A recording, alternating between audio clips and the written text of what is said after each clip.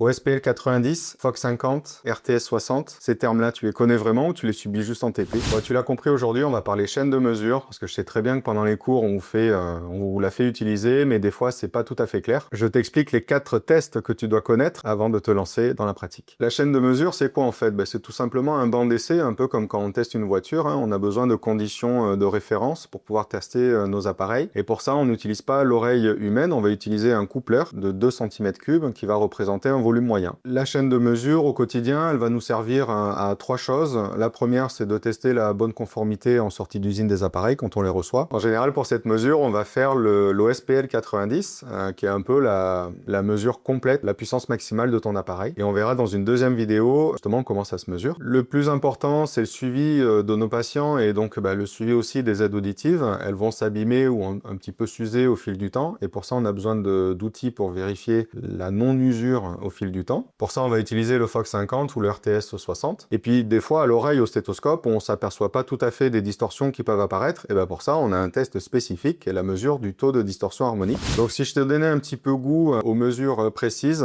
je te préviens, il va falloir que tu t'abonnes parce que je vais sortir d'autres vidéos sur la chaîne de mesure. Là, c'était vraiment pour te faire un petit teaser. Je pense demain, tu verras. Non, pas demain. On verra. On verra. Bon, pas demain, parce qu'elle a un long montage à faire, je pense. Mais on va voir en pratique. Je vais prendre 2 aides auditives, on les mettra au banc d'essai, et puis je te montrerai qu'est-ce qu'on compare et qu'est-ce qu'on mesure. Abonne-toi, mets la vidéo en favori pour la retrouver, et puis je te dis à la prochaine.